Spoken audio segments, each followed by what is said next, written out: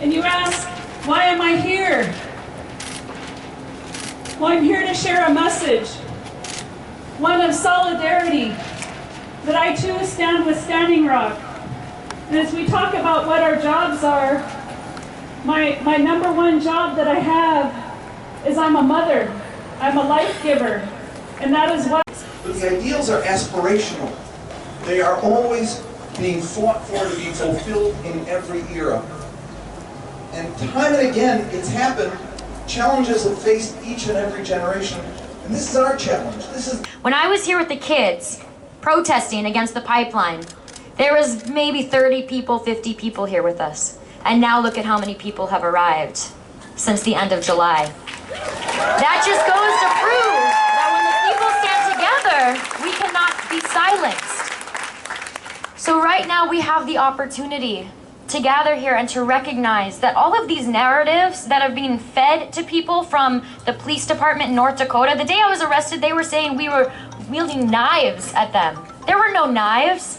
There were children, there were elders, there was sage being smudged, there were prayers being sent up to the sky, tobacco being laid down. When we say this has been peaceful protesting, this has been peaceful protesting. I was charged with engaging in a riot. I don't know what kind of riots the people of North Dakota have been to, but the protest that I participated in was the last thing from a riot. Fine. But we have to encourage those who don't know. We have to educate those who don't know. Because we all know mainstream media is not doing it. We know a few amazing news reporters out there are talking about it and are talking about it with integrity and telling the right story. But they are few and far between compared to the other people who are telling narratives and spreading narratives that simply are not true. And I want to say, for all of us climate activists out there, we will never save this planet. We will never protect this planet until we realize we are this planet. So until we start communicating and treating each other, and this is not something to take lightly, until we start communicating and treating each other with empathy and with compassion and with kindness, all these trees are they will be sacrificed if we continue to sacrifice our human relations. And so we can use standing. I don't know any movement that has gone on for this many months that hasn't turned violent. This is amazing that over 10,000 people have gathered in North Dakota and there hasn't been violence that's been initiated from the protesters. Can you tell me one movement that's happened to? That have been constantly maced, constantly attacked, constantly been lied to. There are police officers who have resigned from their jobs because they cannot stand what their bosses are telling them to do. We have to give it up to them. And we have to say thank you for putting your livelihood, your career, your family's money on the line so that you can prove that you're not okay with what your bosses are saying.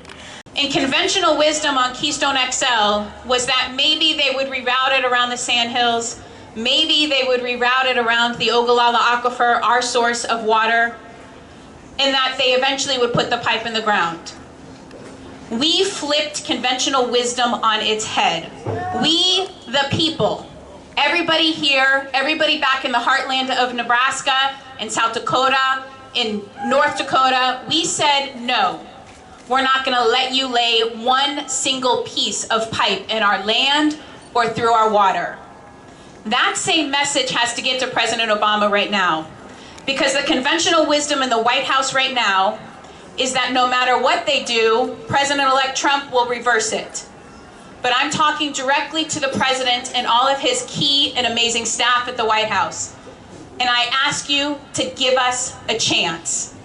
If you reject the permits for the Dakota Access Pipeline, and if you declare Standing Rock a national monument, that means that no oil and gas development can happen on that land. The president has options. We have options. If he gives us a shot, if he rejects this pipeline, if he declares that land a national monument, it gives us a shot, no matter what President-elect Trump does, to make sure that the land and water is protected.